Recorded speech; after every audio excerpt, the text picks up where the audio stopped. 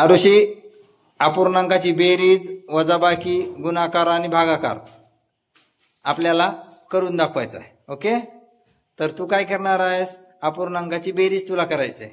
Okay, कशी करणार सांग बरं मग आता समजावून या सर्वांना. हा,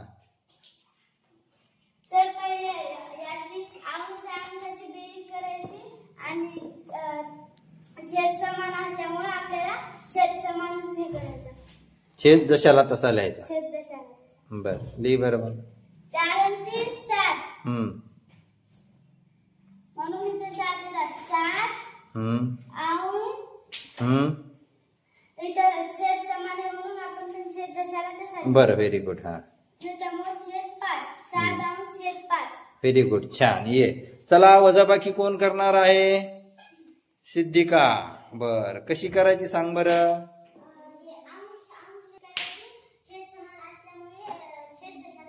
व्हेरी गुड. हा, कर बरं वजाबाकी मग अंश अंशाची. आता 1 अंश छेद 4. हा, 1 अंश छेद 4. कसं केलं सांग की मला. कसं केलं सांग की मला. वजाबाकी कशी केली, काय केलं ते सांग ना मला. हा, सारखा लिहिला. एक कसे आले ते सांग ना मला. मग असं सांगायला पाहिजे ना बाई. 21 मधून 20 गेले, 1 राहिला आणि छेद समान असल्यामुळे 24 जशाला तसे. व्हेरी गुड, छान. चला, गुणाकार कोण करणार आहे? अर्पिता. कसा करायचा बाई गुणाकार? असे जशाला तसंच करायचं आहे की नाही. बरं, ओके. किती झाला मग गुणाकार? वाचून कर. 2 गुणिले 3 बरोबर 6. हा, 6 अंश छेद 3 गुणिले 2 बरोबर 6. हा, आता याला लहान कर. बर, कर. कसं करते? 6 1 6 6 1 6. उत्तर किती आलं याचं मग आता? 1. व्हेरी गुड, छान. चला, भागाकार कोण करणार आहे?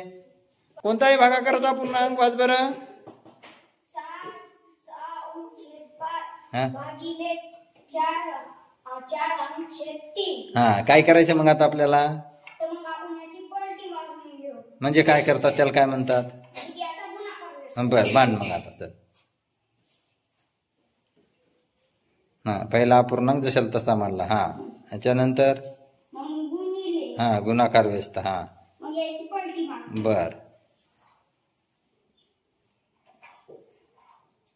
मग याचा गुणाकार कर. बर, घे मग करून. बरोबर चिन्ह दे समोर त्याच्या.